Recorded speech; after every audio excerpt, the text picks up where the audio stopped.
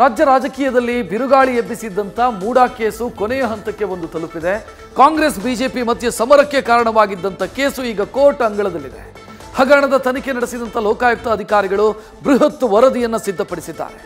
ಇವತ್ತು ಧಾರವಾಡದ ಹೈಕೋರ್ಟ್ ವಿಭಾಗೀಯ ಪೀಠಕ್ಕೆ ವರದಿ ಸಲ್ಲಿಸಲಾಗಿದೆ.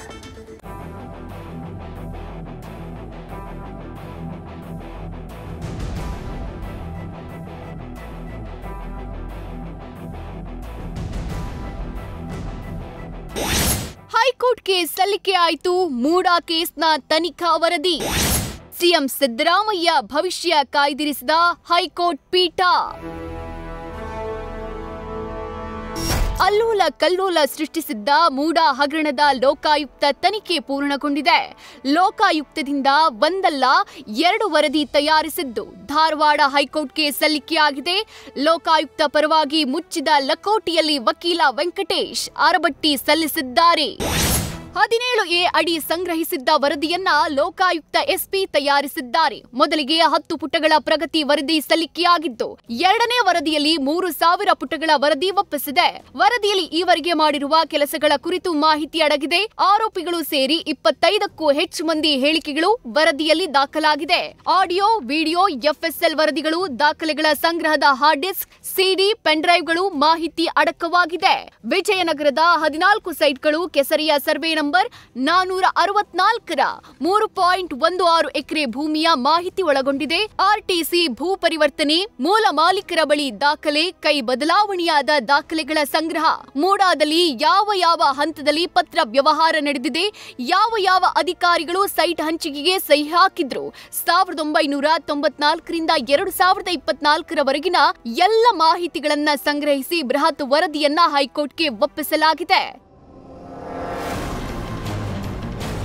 ಇತ್ತ ಸಿಬಿಐ ತನಿಖೆಗೆ ಕೋರಿರುವ ಅರ್ಜಿಯ ವಿಚಾರಣೆ ಸಹ ನಡೆದಿದ್ದು, ಸಿದ್ದರಾಮಯ್ಯ ರಾಜಕೀಯ ಭವಿಷ್ಯ ಹೈಕೋರ್ಟ್ನ ಏಕಸದಸ್ಯ ಪೀಠದಲ್ಲಿ ನಿರ್ಧಾರವಾಗಲಿದೆ.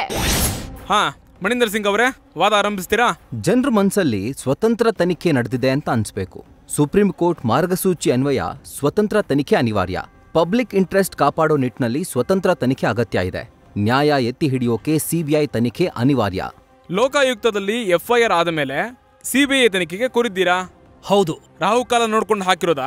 ನಾವು ಹಾಕಿಲ್ಲ ಮೈಲಾರ್ಡ್. ನಮಗೆ ಸ್ವಲ್ಪ ಕಾಲಾವಕಾಶ ಬೇಕು.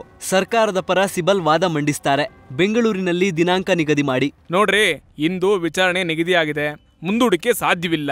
ದವೆ ಅವರೇ, ನೀವು ವಾದ ಮಂಡಿಸಬಹುದು. ದೇವರಾಜ್ ವಿರುದ್ಧ ಯಾವುದೇ ಕ್ರಿಮಿನಲ್ ಕೇಸ್ ಇಲ್ಲ. ಸಿಬಿಐ ತನಿಖೆ ನಡೆಸೋ ಅಗತ್ಯ ಇಲ್ಲ. ಲೋಕಾಯುಕ್ತ ತನಿಖೆ ಬೇಕು ಅಂತ ಹಿಂದೆ ಕೋರಿದ್ರು. ತನಿಖೆ ಆಗ್ತಾ ಇದೆ. ಈಗ ಮತ್ತೆ ಬೇರೆ ತನಿಖೆ ಬೇಕು ಅಂತ ಅರ್ಜಿ ಸಲ್ಲಿಸಿದ್ದು ಸೂಕ್ತವಲ್ಲ. ಲೋಕಾಯುಕ್ತ ಪೊಲೀಸರು ತನಿಖಾ ವರದಿ ಸಲ್ಲಿಸಿದ್ದಾರೆ. ಇದನ್ನ ಪರಿಶೀಲಿಸಿ ಸಿಬಿಐ ಬೇಕೋ ಬೇಡವೋ ತೀರ್ಮಾನಿಸುತ್ತೇನೆ. ಈಗಾಗಲೇ ವಿಚಾರಣೆಗೊಳಗಾದಂತಹ ಅಂಶಗಳನ್ನ ಮತ್ತೆ ವಾದಿಸುವ ಅಗತ್ಯವಿಲ್ಲ. ಈಗ ದವೆ ಅವರೇ ಹೇಳಿದ್ರಲ್ಲ, ಮೊದಲು ಲೋಕಾಯುಕ್ತ ತನಿಖೆ ಕೋರಿದ್ರಿ, FIR ದಾಖಲಾದ ದಿನವೇ ಸಿಬಿಐ ತನಿಖೆ ಕೇಳುತ್ತಿದ್ದೀರಿ, ಯಾಕೆ? ರಿಟ್ ಅರ್ಜಿ ದಾಖಲಾದ ಬಳಿಕ FIR ಆಗಿದೆ. ಸಿದ್ದರಾಮಯ್ಯ ಸಿಎಂ ಅಂತ ಅತ್ಯುನ್ನತ ಹುದ್ದೆಯಲ್ಲಿದ್ದಾರೆ. ಲೋಕಾಯುಕ್ತ ಪೊಲೀಸರು ರಾಜ್ಯ ಸರ್ಕಾರದ ಅಧೀನದಲ್ಲಿದ್ದಾರೆ. ಹಾಗಾಗಿ ನಿಷ್ಪಕ್ಷಪಾತ ತನಿಖೆ ಸಾಧ್ಯನೇ ಇಲ್ಲ. ರಾಜ್ಯ ಸರ್ಕಾರದ ಹಿಡಿತದಲ್ಲಿ ಲೋಕಾಯುಕ್ತ ಇದೆ ಅಂದ್ರು. ಮತ್ತೆ ಸಿಬಿಐ ಏನು? ಪಂಜರದೊಳಗಿನ ಗಿಣಿ ಅಂತ ಸುಪ್ರೀಂ ಕೋರ್ಟ್ ಹೇಳಿದೆ. ಅದನ್ನ ಸ್ವತಂತ್ರ ತನಿಖಾ ಸಂಸ್ಥೆ ಅನ್ನಕ್ಕಾಗುತ್ತಾ? ಮತ್ತೆ ಸ್ವಯಂ ಪ್ರೇರಿತವಾಗಿ ಹೈಕೋರ್ಟ್ ಸಹ ಸಿಬಿಐಗೆ ನೀಡಲಾಗದು. ಜೊತೆಗೆ ಲೋಕಾಯುಕ್ತ ಬಗ್ಗೆ ಸಂಶಯ ಬೇಕಿಲ್ಲ. ಲೋಕಾಯುಕ್ತ ತನಿಖೆಯಲ್ಲಿ ಮಧ್ಯ ಪ್ರವೇಶಿಸಿ ಸಿಬಿಐಗೆ ಹಸ್ತಾಂತರ ಸರಿಯಲ್ಲ. ದೂರುದಾರರಿಗೆ ರಾಜ್ಯಪಾಲರ ಅನುಮತಿ ಬೇಕಿತ್ತು, ಪಡೆದ್ರು. ಅವತ್ತು ಲೋಕಾಯುಕ್ತ ಬೇಕು ಅಂದ್ರು, ಈಗ ಬೇಡ. ಹೀಗೆ ದಿನಕ್ಕೊಂದು ತನಿಖಾ ಸಂಸ್ಥೆ ಬೇಕು ಅಂದ್ರೆ ಹೇಗೆ? ಸರಿ, ಎಲ್ಲರ ವಾದ ಕೇಳಿದ್ದಾಗಿದೆ. ತೀರ್ಪನ್ನ ಕಾಯ್ದಿರಿಸ್ತಾ ಇದ್ದೀನಿ.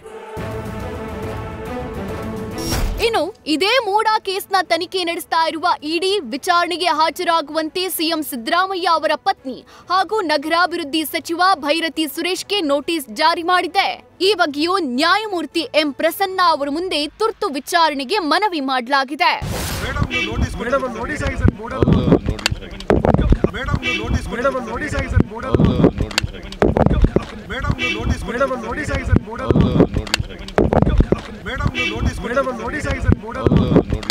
ಎಲ್ಲ ರಾಜಕೀಯ ಪ್ರೇರಿತ. ನನ್ನ ಪ್ರಕಾರ ನನ್ನ ಕೇಸು ಇದೇ ರೀತಿ ನಡೀತು. ಈಗಾಗಲೇ ಲೋಕಾಯುಕ್ತದಲ್ಲಿ ತನಿಖೆ ನಡೀತಾ ಇದೆ.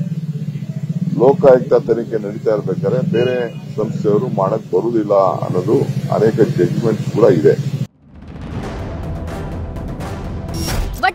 ಸಿಬಿಐ ತನಿಖೆಗೆ ಹೈಕೋರ್ಟ್ ಒಪ್ಪಿಸುತ್ತಾ, ಲೋಕಾಯುಕ್ತ ತನಿಖೆ ಮುಂದುವರಿಲಿ ಅಂತ ಹೇಳುತ್ತಾ ಗೊತ್ತಿಲ್ಲ. ಆದ್ರೆ ಹೈಕೋರ್ಟ್ ನೀಡೋ ತೀರ್ಪು ಮಾತ್ರ ಸಿದ್ದು ಭವಿಷ್ಯ ನಿರ್ಧರಿಸಲಿದೆ. News first bureau. News first ನಿರ್ಭೀತಿಯಿಂದ ನಿಮ್ಮ ಪರವಾಗಿ.